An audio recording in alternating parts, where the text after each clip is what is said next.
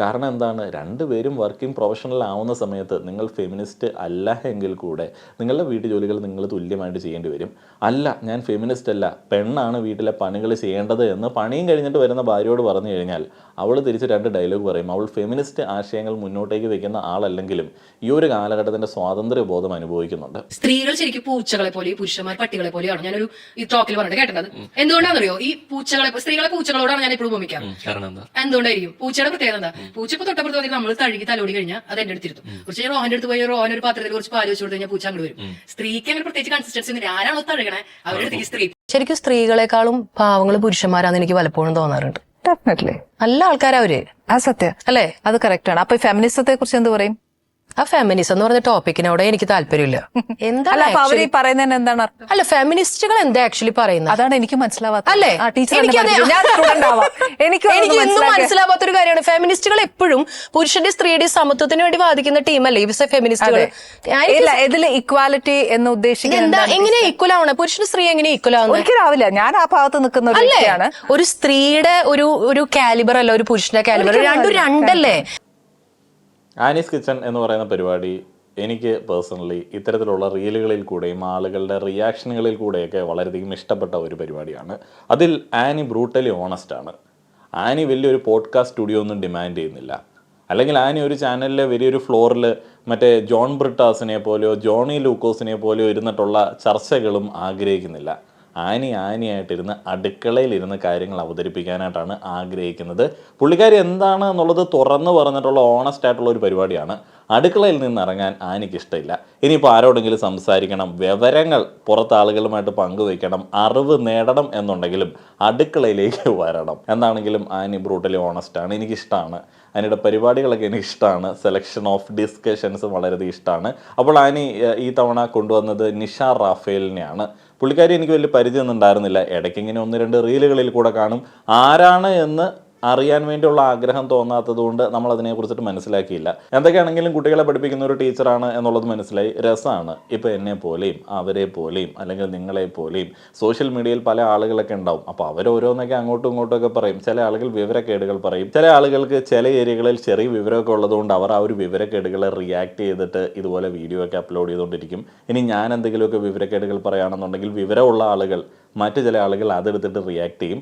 മൊത്തത്തിൽ രസമുള്ള പരിപാടിയാണ്. ഇനി വീണ്ടും ആനിയെ പോലെയും നിഷേനെ പോലെയുള്ള ആളുകളിലേക്കൊക്കെ വന്നു കഴിഞ്ഞാൽ ഇവരെയൊക്കെ കുലസ്ത്രീകളാണ്, കുലസ്ത്രീ പ്രോമാക്സുകളാണ് എന്നൊക്കെ പറഞ്ഞ് അധിക്ഷേപിച്ച് പരിഹസിച്ചിട്ട് ഒരു സൈഡിൽ മാറ്റി നിർത്തി ഉപദേശിക്കുന്ന ഒരു പരിപാടിയൊക്കെ മുന്നേ ഉണ്ടായിരുന്നു. ഇപ്പോൾ ഞാൻ അങ്ങനെയുള്ള പരിപാടികളിലേക്ക് കടക്കുന്നില്ല. എനിക്കതിന്റെ ആവശ്യമുണ്ടെന്ന് തോന്നുന്നില്ല. ഫെമിനിസത്തെ കുറിച്ച് എന്ത് പറയും? ആ ഫെമിനിസം എന്ന് പറഞ്ഞ ടോപ്പിക്കിനോട് എനിക്ക് താല്പര്യമില്ല. അറിയാൻ ആളുകൾക്ക് ഭയങ്കര നാണക്കേടല്ലേ? പ്രത്യേകിച്ച് പുരുഷന്മാർ കരയുന്നതൊക്കെയാണല്ലോ നാട്ടിലെ വെപ്പ്. പാവങ്ങൾ ശരിക്കും സ്ത്രീകളെക്കാളും പാവങ്ങൾ പുരുഷന്മാരാന്ന് എനിക്ക് പലപ്പോഴും തോന്നാറുണ്ട്. നല്ല ആൾക്കാരാ അവര്. ആ സത്യം അല്ലേ? അത് കറക്റ്റ് ആണ്. അപ്പൊ ഫെമിനിസത്തെ കുറിച്ച് എന്ത് പറയും? ഈ ഫെമിനിസം എന്ന് പറയുന്ന ഒരു വേർഡ് വെച്ചിട്ടാണല്ലോ ഇവിടെ വാദപ്രതിവാദങ്ങളൊക്കെ.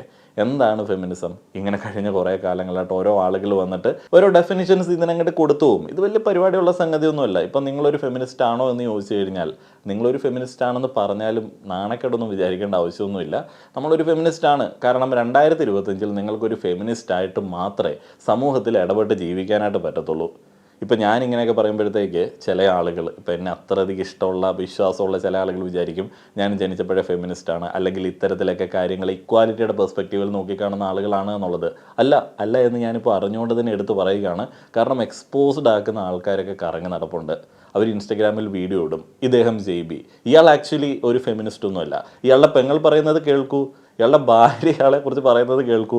അങ്ങനെ അവർ വല്ലതും പറഞ്ഞു കൊടുത്തിട്ടുണ്ടെങ്കിൽ ഞാനും എക്സ്പോസ്ഡ് ആവും. ഉള്ള കാര്യം മുഖത്തോക്കി ജെന്യുവനായിട്ട് പറയുകയാണെന്നുണ്ടെങ്കിൽ എൻ്റെ അമ്മ മരിക്കുന്നത് വരെ എൻ്റെ ഉള്ളിൽ എവിടെയൊക്കെയോ കാര്യമായിട്ടുള്ള മേൽശോനസ് ഉണ്ടായിരുന്നു എന്നുള്ളത് ഞാൻ ഈ ഒരു ഘട്ടത്തിൽ മനസ്സിലാക്കുന്നു. കാരണം അമ്മയും പെങ്ങളും ഒക്കെ ആയിട്ട് വിവാഹത്തിന് മുൻപ് വീട്ടിൽ താമസിച്ചുകൊണ്ടിരുന്ന സമയത്ത് ഞാൻ ഭക്ഷണം സമയത്ത് ഡിമാൻഡ് ചെയ്യാറുണ്ടായിരുന്നു. അപ്പോൾ ഞാൻ അവരോട് പറയും ഞാൻ പണിയെടുക്കുകയല്ലേ, അപ്പോൾ എനിക്ക് ഭക്ഷണം ഉണ്ടാക്കി തരേണ്ടത് ആരാണ്? നിങ്ങൾക്ക് വേണമെങ്കിൽ എനിക്ക് ഭക്ഷണം ഉണ്ടാക്കി തരാം. എന്നാൽ ഇപ്പോൾ എന്താണ് കഥ? 2025 എന്താണ് കഥ? ഈ മുറിയുടെ വാതിൽ അങ്ങോട്ട് തുറന്നു കഴിഞ്ഞാൽ അവിടെ ഒരാൾ ചൂലുമായി വീട് തൂത്തുകൊണ്ട് നിൽപ്പുണ്ട്. അദ്ദേഹം ഭാര്യ ആയതുകൊണ്ട് അവിടെ തൂത്തുകൊണ്ട് നിൽക്കുന്നതല്ല, അത് തൂത്തിട്ട് കഴിഞ്ഞാൽ ഞാൻ തുടയ്ക്കാമെന്ന് പറഞ്ഞിട്ടുണ്ട്. തുടയ്ക്കാമെന്ന് പറഞ്ഞതുകൊണ്ട് മാത്രമാണ് ഞങ്ങൾ ഇന്നിവിടെ വീട് വൃത്തിയാക്കുന്നത്. അത് കഴിഞ്ഞ് അടുക്കളയിൽ ഞാൻ കുക്ക് ചെയ്തതുമായി ബന്ധപ്പെട്ട് ഞാനൊരു ചായ തിളപ്പിച്ചതുമായി ബന്ധപ്പെട്ട് തിളച്ച് ചാടിപ്പോയ ചായയൊക്കെ വൃത്തിയാക്കി അടുക്കള വൃത്തിയാക്കേണ്ടതുണ്ട്. ഇതൊക്കെ ഈ ഒരു കാലഘട്ടത്തിൽ ചെയ്യാതെ പറ്റില്ല. നമ്മൾ ഇതുവരെ പറഞ്ഞ കാര്യങ്ങളൊക്കെ അവിടെ നിൽക്കട്ടെ. കാലഘട്ടത്തിൻ്റെ ഒരു റിയാലിറ്റി എന്താണെന്ന് വെച്ച് കഴിഞ്ഞാൽ ഉള്ളത് പറഞ്ഞാൽ ഈ ഫെമിനിസ്റ്റ്, കമ്മ്യൂണിസ്റ്റ്, സോഷ്യലിസ്റ്റ് എന്നീ ടാഗുകളിലൊന്നും സ്വയം പരിചയപ്പെടുത്തേണ്ടതോ അല്ലെങ്കിൽ മറ്റുള്ള ആളുകളെ വിളിക്കേണ്ടതോ ആയിട്ടുള്ള ഒരു സാഹചര്യം ഇപ്പോൾ കുറഞ്ഞു വരികയാണ്. അതൊക്കെ ഒരു കാലഘട്ടത്തിൻ്റെ ആവശ്യമായിരുന്നു. ഈ കമ്മ്യൂണിസം, സോഷ്യലിസം, ഫെമിനിസം എന്നൊക്കെ പറയുന്നത് ഒരു കാലഘട്ടത്തിൻ്റെ ആവശ്യമായിരുന്നു. പക്ഷേ ഈ ഒരു കാലഘട്ടത്തിൽ നമ്മളത് വീണ്ടും വീണ്ടും പറഞ്ഞുകൊണ്ടിരിക്കേണ്ട ആവശ്യമില്ല. ഇന്നത്തെ കാലത്ത് ഓരോ വ്യക്തിക്കും ചോയ്സാണ്. നിങ്ങൾക്ക് സ്വാതന്ത്ര്യം അനുഭവിക്കണോ, അടിമയായിട്ട് മാറണോ, ആ ഒരു ചോയ്സ് കൃത്യമായിട്ട് എടുക്കാനായിട്ടുള്ള സ്വാതന്ത്ര്യമുണ്ട്. അതിനുവേണ്ടിയുള്ള വിദ്യാഭ്യാസം നേടാനായിട്ടുള്ള സാഹചര്യങ്ങളുണ്ട്. അപ്പോൾ അതെല്ലാം ഉണ്ടായിട്ടും അതൊന്നും വേണ്ട എന്ന് പറയുന്ന ആൾക്കാരെ നമുക്ക് പിടിച്ച് കൊണ്ടുപോയിട്ട് നീ കുറച്ച് സ്വാതന്ത്ര്യം അനുഭവിക്കുക എന്ന് പറഞ്ഞു കൊടുക്കാനായിട്ട് വരത്തില്ല. ശരിക്കും പറഞ്ഞു കഴിഞ്ഞാൽ ഇങ്ങനെയുള്ള ആർഗ്യുമെൻറ്റുകൾ പറയുന്നത്, ഞാൻ ഫെമിനിസ്റ്റ് അല്ല, സ്ത്രീകളും പുരുഷന്മാരും തുല്യരല്ല, സ്ത്രീകൾ കുറച്ച് പുരുഷന്മാരുടെ താഴെ നിൽക്കണം എന്ന് പറയുന്ന ആളുകളൊക്കെ വലിയൊരു വൈരുദ്ധ്യം നമ്മുടെ മുൻപിലേക്ക് കാട്ടിത്തരും. ഇപ്പോൾ ആനീസ് കിച്ചണൊക്കെ കണ്ടു കഴിഞ്ഞാൽ, നിഷ റാഫേലിൻ്റെയൊക്കെ ഇൻ്റർവ്യൂ ഒക്കെ മൊത്തത്തിൽ കണ്ടു കഴിഞ്ഞാൽ നമുക്ക് എന്താണ് തോന്നുക? റീലുകളിൽ കൂടെ നമുക്ക് മനസ്സിലാവുന്നത് എന്താണ്? ഇവർ ഒരു കുലസ്ത്രീയാണ്, അല്ലെങ്കിൽ പെട്രിയാർക്കി, പുരുഷാധിപത്യത്തെ നല്ല രീതിയിൽ ബൂസ്റ്റ് ചെയ്യുന്ന ആളാണ്. പക്ഷേ ഇവർ പറഞ്ഞു വയ്ക്കുന്നത് മുഴുവൻ, ഈ ആനയും നിഷയും ഒക്കെ പങ്കുവെക്കുന്നത് മുഴുവൻ ഒരു സ്ത്രീ ആയതുകൊണ്ട് അവർ അനുഭവിച്ച ചില കഷ്ടപ്പാടുകളും അതിൽ നിന്ന് അവരിപ്പോഴായിരിക്കുന്ന ജീവിതത്തിൻ്റെ സന്തോഷങ്ങളൊക്കെയാണ്. ശരിക്കും നിഷ റാഫേലിൻ്റെയൊക്കെ വാക്കുകൾ കേട്ട് കഴിഞ്ഞാൽ അവരങ്ങോട്ട് പറക്കുകയാണ്, അവർ ആഘോഷ തിമിർപ്പിലാണ്. അവരുടെ കുട്ടിക്കാലത്തെ ഓർമ്മകൾ അവർ പങ്കുവയ്ക്കുന്ന സമയത്ത് അതിൽ കടുത്ത സ്ത്രീവിരുദ്ധതയുണ്ട്. സ്ത്രീയാണ് എന്നുള്ള രീതിയിൽ അവരെ അടിച്ചമർത്തിയിട്ടുണ്ട്. അവരുടെ വിദ്യാഭ്യാസ അവകാശം നിഷേധിച്ചിട്ടുണ്ട്. അവരെ നേരത്തെ തന്നെ വിവാഹം കഴിപ്പിച്ചിട്ടുണ്ട്. അപ്പോൾ അതെല്ലാം അനുഭവിച്ചിട്ട് അതിൽ നിന്നെല്ലാം പുറത്തു വന്ന് സന്തോഷമായിട്ട് ഇരിക്കുന്ന സമയത്തും പറയുകയാണ് സ്ത്രീയും പുരുഷനും തുല്യരല്ല, ഞങ്ങൾ ഫെമിനിസത്തിന് എതിരാണ്. ശരിക്കും പറഞ്ഞാൽ വലിയ വൈരുദ്ധ്യങ്ങളിൽ കൂടെ 2025 വലിയ സ്വാതന്ത്ര്യത്തിലും വലിയ പ്രിവിലേജിലും നിൽക്കുന്ന ആളുകൾ അതൊന്നും മനസ്സിലാക്കാനായിട്ട് ബോധമില്ലാതെ ഇങ്ങനെ പറഞ്ഞുകൊണ്ടിരിക്കുകയാണ്. അങ്ങനെ അവകാശവാദങ്ങൾ ഉന്നയിക്കുന്ന സ്ത്രീകളൊക്കെ മോശക്കാരാണ് എന്നുള്ള രീതിയിൽ. എന്തൊട്ട് സ്ത്രീകളാണിത്. ഏതായാലും ഇവരുടെ വീഡിയോയിലെ പ്രസക്ത ഭാഗങ്ങൾ കേൾപ്പിക്കുന്നതിന് മുന്നേ ഒരു കാര്യം കൂടെ ഞാൻ പറയുകയാണ്. ഇന്ന് ഇതൊക്കെ ചോയ്സ് ആണല്ലോ. ഞാൻ പണ്ട് കോളേജിലൊക്കെ പഠിപ്പിക്കുന്ന സമയത്ത് കുട്ടികൾക്ക് കൊടുക്കാറുണ്ടായിരുന്ന ഒരു ഉപദേശമുണ്ട്. അപ്പം സാറിനെ ഒരു ഡാർക്ക് ഹ്യൂമറുകാരനായിട്ടും അയ്യോ ഇയാൾ പ്രാഗീതാണ് എന്നുള്ള രീതിയിലുമൊക്കെ പിള്ളേർ എന്നെ നോക്കി പറയാറുണ്ടായിരുന്നു. ഞാൻ എൻ്റെ സ്റ്റുഡൻസിനോട്, ഞാൻ പ്രൊഫഷണൽ കോഴ്സായിരുന്നല്ലോ പഠിപ്പിച്ചുകൊണ്ടിരുന്നത്, അപ്പോൾ അവരോട് ഇന്ന കാര്യങ്ങൾ കൃത്യമായിട്ട് ചെയ്യുക, ഇന്ന കാര്യങ്ങൾ ചെയ്തു കഴിഞ്ഞാൽ നിങ്ങൾക്ക് മികച്ച ജോലി കിട്ടും എന്നൊക്കെ പറയുന്നതിനോടൊപ്പം ഞാൻ പറയുന്ന ഒരു കാര്യമുണ്ട്, നിങ്ങളിത് വെറുതെ എന്നെ തൃപ്തിപ്പെടുത്താൻ വേണ്ടി ചെയ്യേണ്ട ആവശ്യമൊന്നുമില്ല. നിങ്ങളിത് ചെയ്തില്ലെങ്കിലും അതൊക്കെ നിങ്ങളുടെ ഇഷ്ടങ്ങൾക്കനുസരിച്ചിട്ടുള്ള കാര്യങ്ങളാണ്. അതിനൊക്കെയുള്ള ചോയ്സ് നിങ്ങൾക്കുണ്ട്. പിന്നെ എല്ലാ ആൾക്കാരും ചെയ്ത് ഇത് എല്ലാ ആളുകളും പഠിച്ച് എല്ലാവരും കൂടെ ജോലിക്ക് വേണ്ടി കൈനീട്ടി കഴിഞ്ഞാൽ അവിടെ കൊടുക്കാനായിട്ടുള്ള ജോലിയൊന്നുമില്ല. കുറച്ച് പേര് ഉഴപ്പ് എന്ന് പറയുന്നതും കുറച്ച് പേര് മിടുക്കന്മാരല്ലാതായി മാറുക എന്ന് പറയുന്നതും കാലഘട്ടത്തിൻ്റെ ആവശ്യമാണ്. അങ്ങനെയാണെങ്കിൽ മാത്രമേ നമുക്ക് മിടുക്കന്മാരെ തിരഞ്ഞെടുക്കാൻ പറ്റത്തുള്ളൂ. അതുകൊണ്ട് നിഷ റാഫേലിനെ പോലെയുള്ള സ്ത്രീകളുടെ വർത്തമാനം കേൾക്കുന്ന സമയത്തോ ആനീസ് കിച്ചണിലെ ആനിയുടെ വർത്തമാനം കേൾക്കുന്ന സമയത്തോ നിങ്ങൾ അയ്യോ ഇവർ സ്ത്രീകൾക്കെതിരായിട്ട് എന്തൊക്കെയോ പറയുന്നു എന്നുള്ള രീതിയിൽ ചിന്തിക്കേണ്ട ആവശ്യമൊന്നുമില്ല. അവരെ പോലുള്ള സ്ത്രീകൾ ഉണ്ടാകുന്ന സമയത്ത് മിടുക്കരായിട്ടുള്ള സ്ത്രീകൾക്ക് ഈ ഒരു കാലഘട്ടത്തിൽ പ്രാധാന്യം കിട്ടും. എന്തൊരു ദുരന്തമാണ് ഇവർ, നമുക്ക് കുറച്ച് മിടുക്കരായിട്ടുള്ള സ്ത്രീകളെ മതി എന്നുള്ള തീരുമാനത്തിലേക്ക് ആളുകൾ എത്തും. ഫെമിനിസത്തെ കുറിച്ച് എന്താ പറയും? ആ ഫെമിനിസം എന്ന് പറഞ്ഞ ടോപ്പിക്കിനോട് എനിക്ക് താല്പര്യമില്ല. അറിയാൻ ആളുകൾക്ക് ഭയങ്കര നാണക്കേടല്ലേ, പ്രത്യേകിച്ച് പുരുഷന്മാർ കരയരുതെന്നൊക്കെയാണല്ലോ നാട്ടിലെ വെപ്പ്. പാവങ്ങൾ ശരിക്കും സ്ത്രീകളെക്കാളും പാവങ്ങൾ പുരുഷന്മാരാണെന്ന് എനിക്ക് പലപ്പോഴും തോന്നാറുണ്ട്. നല്ല ആൾക്കാരവര്, ആ സത്യം അല്ലേ? അത് കറക്റ്റാണ്. അപ്പൊ ഫെമിനിസത്തെ കുറിച്ച് എന്താ പറയും? ശരിക്കും സ്ത്രീകളെക്കാളും പാവങ്ങൾ പുരുഷന്മാരാണ് എന്ന് എനിക്ക് പലപ്പോഴും തോന്നാറുണ്ട് എന്ന് നിഷ പറയുന്നു. ഡെഫിനറ്റ്ലി എന്ന് ആനി പറയുന്നു. ഇത് കേൾക്കുന്ന സമയത്ത് കുറച്ച് പുരുഷന്മാർ വിചാരിക്കും അയ്യോ നമ്മളെ മനസ്സിലാക്കാനായിട്ട് പറ്റണ പെണ്ണുങ്ങളൊക്കെ ഉണ്ടറാ. നമ്മൾ ബേസിക്കായിട്ട് മനസ്സിലാക്കേണ്ട കാര്യം എന്താണെന്ന് വെച്ച് കഴിഞ്ഞാൽ, സ്ത്രീ നല്ലതാണോ പുരുഷൻ നല്ലതാണോ, സ്ത്രീ പാവമാണോ പുരുഷൻ പാവമാണോ, ആരാണ് കൂടുതൽ പാവം ആരാണ് കൂടുതൽ വില്ലൻ എന്നുള്ള രീതിയിലൊക്കെ കോമൺ സെൻസ് ഉള്ള ആളുകൾ ഒരിക്കലും പറയില്ല. ഓരോ വ്യക്തിയും ഡിഫറൻ്റ് ആണ്. അതിനകത്ത് ഗ്രീഷ്മയെ പോലുള്ള സ്ത്രീകളുണ്ടാവും, ജോളിയെ പോലുള്ള സ്ത്രീകളുണ്ടാവും, ഗോവിന്ദചാമിയെ പോലുള്ള പുരുഷന്മാരുണ്ടാവും. അതേപോലെ തന്നെ നടിയെ ആക്രമിച്ച കേസിലെ പ്രതികളായിട്ടുള്ള ആളുകളെ പോലെയുള്ള ആണുങ്ങളുണ്ടാവും. ഇങ്ങനെ സ്ത്രീയിലും പുരുഷനിലും ഒക്കെ മോശമായിട്ടുള്ള ആളുകളും നാർസിസിസ്റ്റ് ആയിട്ടുള്ള ആളുകളും ചൂഷകരും ഒക്കെ ഉണ്ട്. അതിൽ നമുക്കൊരു ജനറലൈസേഷൻ കൊണ്ടുവരാനായിട്ട് പറ്റത്തില്ല. ഈ നിഷ റാഫേലിനെ പോലുള്ള ആളുകളുടെ ഇതുപോലുള്ള മോട്ടിവേഷണൽ സ്പീക്കേഴ്സിൻ്റെ തെറാപ്പിസ്റ്റുകളുടെ ഒരു ശൈലി എങ്ങനെയാണെന്ന് വെച്ച് കഴിഞ്ഞാൽ, സ്ത്രീകൾ കുറച്ച് പാവങ്ങളാണ്, പുരുഷന്മാർ കുറച്ച് അങ്ങനെയാണ് ഇങ്ങനെയാണെന്നൊക്കെ പറഞ്ഞിട്ട്, കുട്ടികൾ അങ്ങനെയാണ്, ഇന്ന ഏജുകാർ ഇങ്ങനെയാണ് എന്നൊക്കെ പറഞ്ഞിട്ട് അങ്ങ് പറഞ്ഞു വയ്ക്കും. അങ്ങനെയൊന്നുമില്ല, ഓരോ ആളുകളും ഡിഫറൻ്റ് ആണ്. നിഷ റാഫേലിനെ പോലുള്ള ആളുകളോട് എനിക്ക് പറയാനുള്ളത്, ചില കാര്യങ്ങൾ അറിയത്തില്ല എന്നുണ്ടെങ്കിൽ മിണ്ടാതിരിക്കുക. അതേപോലെ തന്നെ ആ ഒരു ടോപ്പിക്ക് സംസാരിക്കണമെന്ന് അവരോട് ചോദിക്കുക. ഈ ഫെമിനിസം എന്ന് പറയുന്ന കാര്യത്തെക്കുറിച്ചിട്ട് ഇതുപോലെയുള്ള ആളുകളെ കൊണ്ട് അഭിപ്രായം പറയിപ്പിക്കുക എന്നുള്ളത് ഭയങ്കര യൂസ് ചെയ്ത് തേഞ്ഞ ഒരു നമ്പറാണ്. കാരണം ഇവരെന്തെങ്കിലും വിവരക്കേടുകൾ പറയും, ആ ഒരു വിവരക്കേടുകൾക്കെതിരെ ആളുകൾ, നമ്മളടക്കമുള്ള ആളുകൾ എന്തെങ്കിലും പറയും, അങ്ങനെ ഒരു വീഡിയോ റീച്ചിലേക്ക് എത്തുമെന്നുള്ള ഒരു ഉദ്ദേശം വെച്ചിട്ട് തന്നെയാണ് ഇങ്ങനെയുള്ള ചോദ്യങ്ങളൊക്കെ ചോദിക്കുന്നത്. ഈ ഫെമിനിസം എന്ന് പറയുന്നത് മറ്റേ കമ്മ്യൂണിസം പോലെ, ഫെമിനിസ്റ്റ് എന്ന് പറയുന്നത് കമ്മ്യൂണിസ്റ്റിനെ പോലെ ഇങ്ങനെ ഭയങ്കര വിപ്ലവ ചിന്താഗതിയോടെ ഇങ്ങനെ റിജിഡായിട്ടുള്ള ഒരു ബിലീഫായിട്ട് നടക്കുന്ന ആളുകളൊന്നുമല്ല ഭൂരിപക്ഷം ആളുകളും. ഫെമിനിസം എന്ന് പറയുന്നത് ഈ സ്ത്രീ സമത്വവുമായി ബന്ധപ്പെട്ട കാര്യങ്ങളെക്കുറിച്ചിട്ട് സംസാരിക്കുന്ന ആ ഒരു കാര്യമാണ്, ആ ഒരു ഡിസ്കഷൻ, ആ ഒരു ഡയലോഗ്, അല്ലെങ്കിൽ ആ ഒരു ഒരു ഒരു എന്താ പറയുന്നത്, അതുമായി ബന്ധപ്പെട്ട ചില ഒച്ചപ്പാടുകളൊക്കെ ഉണ്ടാക്കുക എന്നുള്ളത് മാത്രമേ ഉള്ളൂ. അല്ലാതെ ഫെമിനിസ്റ്റ് ലൈഫ് സ്റ്റൈൽ എന്ന് പറയുന്ന ഒരു ലൈഫ് സ്റ്റൈലോ, ഫെമിനിസ്റ്റ് ഫുഡ് ഹാബിറ്റ് എന്ന് പറയുന്ന ഒരു ഫുഡ് ഹാബിറ്റോ, മറ്റേ ഹിന്ദുയിസം, ക്രിസ്ത്യാനിറ്റി അല്ലെങ്കിൽ ഇസ്ലാം എന്നൊക്കെ പറയുന്നത് പോലുള്ളൊരു സംഭവമൊന്നുമല്ല. ഇത് ചില ഐഡിയോളജികളെ കോമൺ ആയിട്ട് ഒരു ബക്കറ്റിൽ ഇടുന്ന സമയത്ത് നമ്മൾ കൊടുക്കുന്ന ഒരു സംഗതിയാണ്. നമ്മളൊക്കെ ഡേ ടു ഡേ ലൈഫിൽ അറിയാതെങ്കിലും ഇത്തരത്തിലുള്ള ആശയങ്ങളെ അക്സെപ്റ്റ് ചെയ്ത് തന്നെയാണ് മുന്നോട്ടേക്ക് പോകുന്നത്. ഇപ്പോൾ നിങ്ങളിൽ വിദ്യാർത്ഥികളായിട്ടുള്ള കോളേജ് സ്റ്റുഡൻസ് ആയിട്ടുള്ള ആളുകൾക്കറിയാം, ഇൻറ്റേർണൽ മാർക്ക്, അറ്റൻഡൻസുമായി ബന്ധപ്പെട്ട ഇൻറ്റേർണൽ മാർക്ക് സ്ത്രീകൾക്ക് ഒരു 5% കൺസിഡറേഷൻ ഉണ്ട്, പുരുഷന്മാർക്ക് അതില്ല. ഇപ്പോൾ പുരുഷന്മാർക്ക് വല്ല പനിയോ അല്ലെങ്കിൽ ജലദോഷമോ ഒക്കെ പിടിച്ചു കഴിഞ്ഞാൽ അവർക്ക് പീരിയഡ്സുമായി ബന്ധപ്പെട്ട് സ്ത്രീകൾ കിട്ടുന്നത് പോലുള്ള ആനുകൂല്യം കിട്ടാറുണ്ടോ? ഇല്ല, അവർക്ക് മാർക്ക് കുറഞ്ഞു പോകും. അപ്പോൾ അവിടെ ഒരു ഇൻഇക്വാലിറ്റി നിങ്ങൾക്ക് ഫീൽ ചെയ്യും എന്നുണ്ടെങ്കിലും അത് സ്ത്രീകളുടെ കാര്യത്തിന് കൂടുതൽ കൺസിഡറേഷൻ കൊടുത്തിട്ട് സെറ്റ് ചെയ്ത് വെച്ചിരിക്കുന്ന ഒരു സംഗതിയാണ്. നമ്മളത് അറിഞ്ഞുകൊണ്ടോ അറിയാതെയോ ഒക്കെ അക്സെപ്റ്റ് ചെയ്തിട്ട് തന്നെയാണ് മുന്നോട്ടേക്ക് പോകുന്നത്. ഇങ്ങനെയുള്ള ഒത്തിരിയധികം കാര്യങ്ങളുണ്ട്. നമ്മൾ അറിഞ്ഞുകൊണ്ടും അറിയാതെയും ഒക്കെ ഈ സമൂഹത്തിൽ സംഭവിച്ച ചില കാര്യങ്ങളുണ്ട്. ഞാൻ മുന്നേ പറഞ്ഞതുപോലെ കാലഘട്ടത്തിനനുസരിച്ചിട്ട് മാറും. വീട്ടു ജോലികൾ തുല്യമായിട്ട് ഷെയർ ചെയ്ത് ചെയ്യണം. ഇത് ഓട്ടോമാറ്റിക്കലി വന്നു കൂടുന്ന ഒരു കാര്യമാണ്. കാരണം എന്താണ്, രണ്ടുപേരും വർക്കിംഗ് പ്രൊഫഷണൽ ആവുന്ന സമയത്ത് നിങ്ങൾ ഫെമിനിസ്റ്റ് അല്ല എങ്കിൽ കൂടെ നിങ്ങളുടെ വീട്ടു ജോലികൾ നിങ്ങൾ തുല്യമായിട്ട് ചെയ്യേണ്ടി വരും. അല്ല, ഞാൻ ഫെമിനിസ്റ്റ് അല്ല, പെണ്ണാണ് വീട്ടിലെ പണികൾ ചെയ്യേണ്ടത് എന്ന് പണിയും കഴിഞ്ഞിട്ട് വരുന്ന ഭാര്യയോട് പറഞ്ഞു കഴിഞ്ഞാൽ അവൾ തിരിച്ച് 2 ഡയലോഗ് പറയും. അവൾ ഫെമിനിസ്റ്റ് ആശയങ്ങൾ മുന്നോട്ടേക്ക് വെക്കുന്ന ആളല്ലെങ്കിലും ഈ ഒരു കാലഘട്ടത്തിൻ്റെ സ്വാതന്ത്ര്യ ബോധം അനുഭവിക്കുന്നുണ്ട്. ഇത്രയും വളരെ സിമ്പിളായിട്ടുള്ളൊരു സംഗതിയാണ്. ഫെമിനിസ്റ്റ് ആയിട്ടുള്ള ആളുകൾ അല്ലെങ്കിൽ ആ ഒരു ലേബലിൽ അറിയപ്പെടുന്ന ആളുകൾ കൂടുതലായിട്ട് ആ ഒരു കാര്യങ്ങളിൽ ചില കോൺവെർസേഷൻ സ്റ്റാർട്ട് ചെയ്യുന്നു, ഡിബേറ്റുകൾ സ്റ്റാർട്ട് ചെയ്യുന്നു, അതിൻ്റെ മാറ്റങ്ങൾ ഉണ്ടാക്കാൻ വേണ്ടി അവർ പ്രയത്നിക്കുന്നു എന്നുള്ളതേ ഉള്ളൂ. അല്ലാതെ നിങ്ങളിവിടെ മറ്റേ ചിക്കൻ കറി ഉണ്ടാക്കിക്കൊണ്ടിരുന്നിട്ട് അയ്യോ ഞങ്ങൾക്ക് ഫെമിനിസം ഇഷ്ടമില്ല, പുരുഷനും സ്ത്രീയും തുല്യമാകുമോ എന്നൊക്കെ ചോദിച്ചു കഴിഞ്ഞാൽ ആ പരിപാടി അല്ലത്, ആ ഏരിയ ഓഫ് ഡിസ്കഷൻ തന്നെയല്ല. ഇവിടെ ഞാൻ ആ ഒരു പിന്തിരിപ്പൻ ഡയലോഗ് പറയുകയാണ്. അടുക്കളയിൽ നിന്ന് അരങ്ങത്തേക്ക് എല്ലാവരും വരേണ്ട ആവശ്യമൊന്നുമില്ല. പ്രത്യേകിച്ച് മാനീസ് കിച്ചണിൽ ഗസ്റ്റായിട്ട് വരുന്ന ചില ആളുകളും ആ പരിപാടി അവതരിപ്പിക്കുന്ന ഹോസ്റ്റും ഒക്കെ നിങ്ങൾ അടുക്കളയിൽ തന്നെ ഇരുന്നാൽ മതി. അങ്ങനെയുള്ള കുറച്ച് ആളുകളും വേണമല്ലോ, വൈവിധ്യങ്ങളാണല്ലോ, എല്ലാം അംഗീകരിക്കണമല്ലോ. അപ്പോൾ ഞാൻ അങ്ങനെയൊക്കെ അംഗീകരിക്കുന്ന ആളുകളാണ്. അങ്ങനെയാണെങ്കിൽ മാത്രമേ നമുക്ക് മിടുക്കരായിട്ടുള്ള ആളുകളെ പ്രത്യേകം തിരഞ്ഞെടുത്ത് പ്രശംസിക്കാനൊക്കെ പറ്റത്തുള്ളൂ. ഇപ്പോൾ ആനീസ് കിച്ചണിലെ ആനി അടുക്കളയിൽ അങ്ങ് ഒതുങ്ങിയതുകൊണ്ട് മറ്റൊരു സ്ത്രീക്ക്, മറ്റൊരു കലാകാരിക്ക് അവസരം കിട്ടിയിട്ടുണ്ടാവും. അല്ലെങ്കിൽ ആനിയൊക്കെ ആ ഒരു കാലഘട്ടത്തിൽ എന്തോരം പടങ്ങളിൽ നല്ല നല്ല റോളുകൾ ചെയ്തിട്ടുള്ളതാണ്. അഭിനയത്തിൻ്റെ കാര്യത്തിൽ പുള്ളിക്കാരി മിടിക്കുകയാണ്. ഈ ഒരു കാലഘട്ടത്തിലും ഫീൽഡിൽ ഉണ്ടായിരുന്നു എന്നുണ്ടെങ്കിൽ നല്ലൊരു സ്ഥാനം കിട്ടേണ്ടിയിരുന്ന ഒരാളാണ്. പക്ഷെ അവർ ആ ഒരു സ്ഥാനം ത്യജിച്ച് അടുക്കളയിലായതുകൊണ്ട് മറ്റൊരാൾക്ക് അവസരം കിട്ടിയോ? അപ്പം അങ്ങനെ അവസരം കിട്ടേണ്ടതിന് വേണ്ടി ഇങ്ങനെയുള്ള ആളുകളൊക്കെ അടുക്കളയിൽ ഇരുന്നാലും കുഴപ്പമില്ല എന്നുള്ളത്, ഇങ്ങനെയുള്ള ആളുകൾ അടുക്കളയിൽ ഇരുന്നാലും കുഴപ്പമില്ല എന്നുള്ളതാണ് എൻ്റെ പക്ഷം. മാറ്റി 10ാം ക്ലാസ്സിൽ ഡിസ്ട്രിക്ഷനൊക്കെ വാങ്ങി. അതൊക്കെ കഴിഞ്ഞപ്പോൾ നമ്മൾ വിചാരിച്ചു എന്നെ ഇപ്പൊ പഠിപ്പിച്ച് എഞ്ചിനീയർ, ഡോക്ടർ,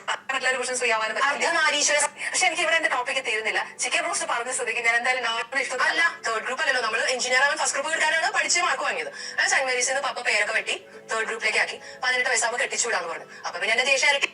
ആൻസേഴ്സ് പറഞ്ഞ വർത്താനല്ല പറയാ, സത്യങ്ങൾ മൂത്തൂക്കി മുഖത്തടി പറയാ, നമുക്കത് ബ്രേക്ക് ചെയ്ത് ഇപ്പൊ ഇവിടെ വന്നിരിക്കുന്നു. ഇവിടെ ഇവർ പറഞ്ഞ സംഭവം എന്താണ്, ഇവർ വളരെ ചെറിയ കുട്ടിയായിരുന്ന സമയത്ത് ഇവർ നന്നായി പഠിക്കുമായിരുന്നു. അപ്പോൾ വീട്ടിൽ വളരെ മോശമായിട്ടുള്ളൊരു സമീപനം ഇവർക്ക് നേരിടേണ്ടി വന്നിട്ടുണ്ട്. സത്യങ്ങളൊക്കെ തുറന്നു പറയുന്ന ഒരാളായിരുന്നു എന്നുള്ളത് പിന്നീടുള്ള ഭാഗത്തിൽ പറയുന്നുണ്ട്. എന്തൊക്കെയാണെങ്കിലും അവർ അവരുടെ വിഷമങ്ങൾ മാറ്റിയിരുന്നത് പഠിക്കുന്ന സമയത്തായിരുന്നു. പഠിച്ച് മികച്ച ജോലിയിലേക്ക് എത്താമെന്നുള്ള ആഗ്രഹം വീട്ടുകാർ സമ്മതിക്കാത്തതുകൊണ്ട് നടന്നില്ല. അവർ പിടിച്ച് കെട്ടിച്ചു വിട്ടു. വളരെ യാഥാസ്ഥികരായിരുന്നു. അതിനെയൊക്കെ ബ്രേക്ക് ചെയ്താണ് ഇങ്ങോട്ടേക്ക് വന്നത് എന്നൊക്കെ പറയുന്ന സമയത്ത് തന്നെ ഇപ്പോൾ അവർക്ക് സ്വതന്ത്രമായിട്ട് ജീവിക്കാൻ പറ്റുന്നുണ്ട് എന്നുണ്ടെങ്കിൽ അതും ഈ ഒരു കാലഘട്ടത്തിൽ ഒത്തിരിയധികം ആളുകൾ പണിയെടുത്തുകൊണ്ട് നേടിയതാണ്.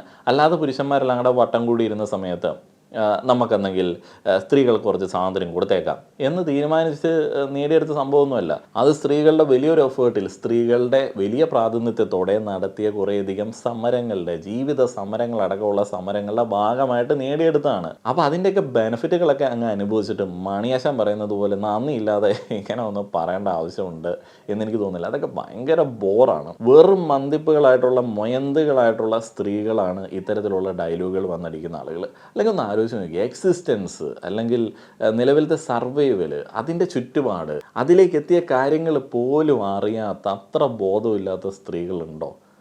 അങ്ങനെയുള്ള സ്ത്രീകളുണ്ട്. അങ്ങനെയുള്ള സ്ത്രീകളെ ജീവിതത്തിലേക്ക് കൂട്ടിക്കഴിഞ്ഞാൽ ഇവർ പറയും നമ്മൾ അനുസരിക്കേണ്ടി വരും. ഇവർ പറയുന്നത് ശരിയാണെന്ന് ഇവർ വാദിക്കും. അപ്പോൾ അത് കുടുംബജീവിതത്തെയും കാര്യമായിട്ട് ബാധിക്കാൻ സാധ്യതയുണ്ട്. ഫെമിനിസം പോലെയുള്ള എന്തെങ്കിലുമൊക്കെ ഇഷ്ടമൊക്കെ ഉള്ള ഒരാളാണെന്നുണ്ടെങ്കിൽ അത്യാവശ്യം വായനയും പഠനമൊക്കെ ഉള്ള ഒരാളായിരിക്കും. അപ്പം വായനയും പഠനമുള്ള ആളുകൾക്കറിയാം എനിക്കും അറിയാത്ത കാര്യങ്ങളുണ്ട്, പഠിക്കേണ്ടതുണ്ട്. അവർ പറയുന്നതും ഒന്ന് കേൾക്കാം, അവർ കേൾക്കാൻ വേണ്ടി ഇരുന്ന് തരുമെങ്കിലും ചെയ്യും. ഇങ്ങനെയുള്ള സ്ത്രീകൾ അവർക്കെല്ലാം അറിയാമല്ലോ. പുരുഷന്മാർ പാവങ്ങളാണ്, സ്ത്രീകളാണ് അലമ്പ് എന്നൊക്കെ അങ്ങ് അടിച്ചുവിടുന്ന ആളുകളെ ജീവിതത്തിലേക്ക് കൂട്ടിയാലും ദുരിതം തന്നെയായിരിക്കും. അവർക്കൊന്നും ഫീൽ ചെയ്യാൻ പാടില്ല. ഞാൻ എപ്പോഴും ചോദിക്കുന്നത് നമ്മൾ മറ്റുള്ളവരെ പ്ലീസ് ചെയ്ത് എത്ര from the very small age teacher പെരുമാറുണ്ടായിരുന്നു. ആ ജീവിതത്തിലെ പ്രാരാബ്ദങ്ങൾ എങ്ങനെ ഏതെങ്കിലും കടയിൽ പോയിട്ട് മറ്റേ ഗൂഗിൾ പേ ഒക്കെ വന്നത് നന്നായി. ഇപ്പോഴും 12+7 എന്നൊക്കെ പറഞ്ഞാൽ എത്ര ഫയർഫോഴ്സിൽ. ഇനി വിദ്യാഭ്യാസ നയത്തെക്കുറിച്ചിട്ട് ഇവർ പറയുന്ന ചില കാര്യങ്ങളുണ്ട്. ഒരു ടീച്ചർ ആയതുകൊണ്ട് തന്നെ അത്തരത്തിലുള്ള ചോദ്യങ്ങളൊക്കെ അവതാരകന് ചോദിക്കും. അത്തരത്തിലുള്ള ചോദ്യങ്ങൾക്ക് മറുപടി കൊടുക്കാനായിട്ടുള്ള കേപ്പബിലിറ്റിയും ഉണ്ടാവേണ്ടതാണ്. എന്നാൽ നിഷ റാഫേലിൻ്റെ സമീപനത്തോട് എനിക്ക് യോജിപ്പില്ല. കാരണം എന്താണെന്ന് വെച്ച് കഴിഞ്ഞാൽ അവരിപ്പോഴും ഞാൻ പറഞ്ഞില്ലേ വ്യക്തി എന്നുള്ള നിലയിൽ ആർജിക്കേണ്ട ചില കാര്യങ്ങൾ ആർജിക്കാത്തത് കൊണ്ടും അത് എന്തുകൊണ്ടാണ് അത് ആർജിക്കാൻ പറ്റാത്തത് എന്നുള്ളതിനെ കുറിച്ചിട്ടും ബോധമില്ലാത്തൊരു സ്ത്രീയാണ് അവർ പറയുന്നത് കേൾക്ക്. ഞാൻ പറയണ്ടേ അങ്ങനെ ചെറിയ ഒക്കെ പോട്ടെ, ഒരു ബാങ്കിൽ പോയിട്ട് ഒരു സ്ലിപ്പ് ഫില്ല് ചെയ്യാൻ എത്ര പേർക്ക് അറിയാം?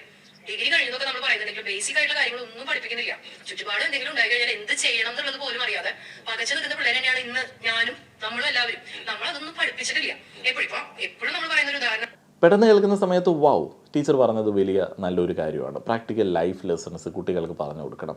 പക്ഷേ നിങ്ങൾ അങ്ങനെയൊക്കെ വിചാരിക്കുന്ന ആളുകൾ ചിന്തിക്കാത്തൊരു സൈഡുണ്ട്. ഇവർ പറഞ്ഞ പ്രാക്ടിക്കൽ ലൈഫ് ലെസൺസിൽ ഏതെങ്കിലുമൊക്കെ ഒന്ന് സ്കൂളിൽ നിന്നാണ് പഠിപ്പിക്കേണ്ടത് എന്ന് നമുക്ക് ഉറപ്പിച്ചങ്ങ് വിശ്വസിക്കാൻ പറ്റുമോ? അല്ല, നമ്മുടെ വീട്ടിൽ നിന്ന് പഠിക്കേണ്ടതാണ്.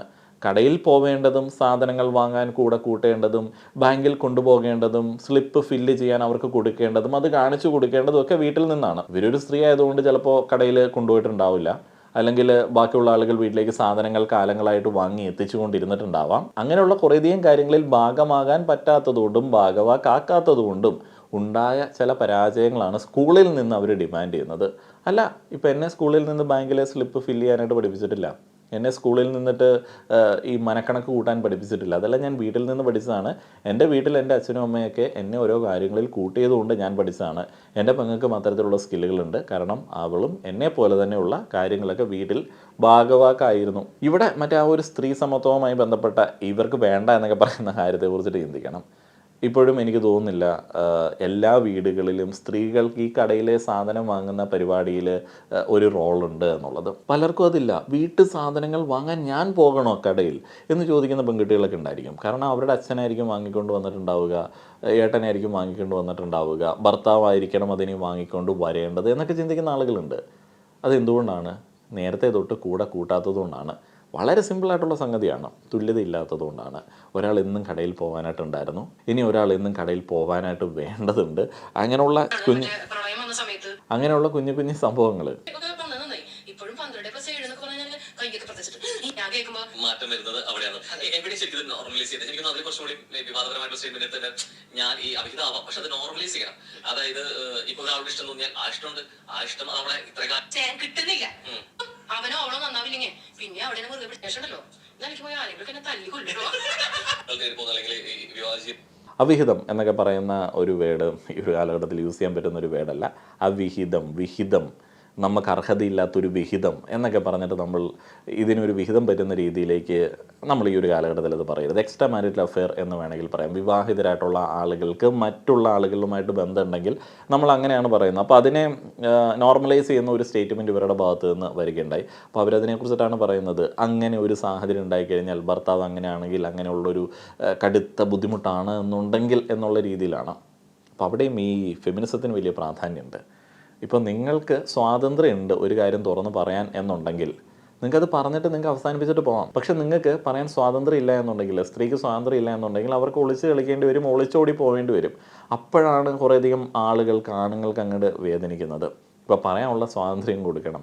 പറഞ്ഞിട്ട് പോവുകയാണെന്നുണ്ടെങ്കിൽ ഡീസൻ്റായിട്ട് അങ്ങോട്ട് പോകാം. അല്ലെങ്കിൽ നമ്മൾ സാധാരണയായിട്ട് കൊളോക്കിയലായിട്ട് പറയാറുള്ളത് പോലെ ഇത് ഉണക്കമീൻ പോലെയാണ്. കഴിക്കാൻ നല്ല ടേസ്റ്റ് ആണെങ്കിലും കരക്കാർ മൊത്തം മറിഞ്ഞു കഴിഞ്ഞാൽ നല്ല നാറ്റക്കേസായിരിക്കും. അപ്പോൾ അതുകൊണ്ട് തന്നെ നമുക്ക് ഒരു ബന്ധത്തിൽ തൃപ്തിയില്ല, മറ്റൊരു ബന്ധത്തിലേക്ക് നമ്മൾ പോവുകയാണെന്നുണ്ടെങ്കിൽ അതൊക്കെ തുറന്ന് സംസാരിക്കാനായിട്ടും അങ്ങനെ പോകുന്നതിൽ അതൃപ്തിയുള്ള പാർട്ണറാകുമ്പോൾ അവർക്കത് അവസാനിപ്പിച്ച് അവർക്ക് സമാധാനമായിട്ട് പോകാനായിട്ടൊക്കെ ഉള്ളൊരു സാഹചര്യമൊക്കെ ഉണ്ടാവും.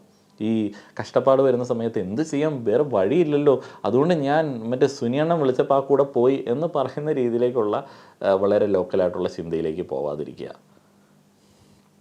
ജീവിതത്തിലേക്ക് ചിലപ്പോൾ കുറച്ച് കഴിഞ്ഞിട്ട് മതി എന്ന് ചിന്തിക്കുന്നവർക്ക് കൂടുതൽ എവിടെയാണ് വിവാഹത്തിൽ ഇപ്പോഴും പറയുന്നത് പുരുഷന്മാർ കേട്ടാൽ കേൾക്കാൻ പറ്റും. അപ്പം അങ്ങനെ ഒന്നുണ്ടോ? അതൊക്കെ വെറുതെ പറയുന്നതാണ്. വിവാഹം ഇഷ്ടമുള്ള ആളുകൾ അന്നുണ്ട് ഇന്നുണ്ട്, വിവാഹം ഇഷ്ടമില്ലാത്തവർ അന്നുണ്ട്. ഒരു മാറ്റം ഒരു അത് ഇന്നത്തെ കാലഘട്ടത്തിലാണ് കുറച്ചുകൂടി വിവാഹ പ്രായം എന്താ?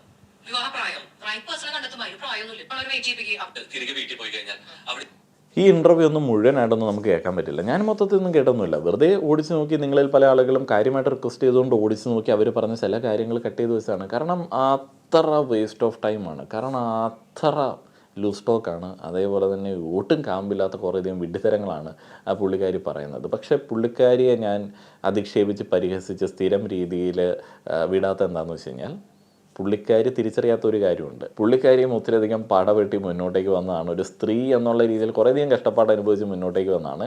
എന്നിട്ട് അവർ ഈ പറയുന്ന രീതിയിൽ കുറേയധികം ഡയലോഗ് അടിക്കുന്ന സമയത്ത് അതിനകത്ത് വലിയ വൈരുദ്ധ്യങ്ങളുണ്ട്.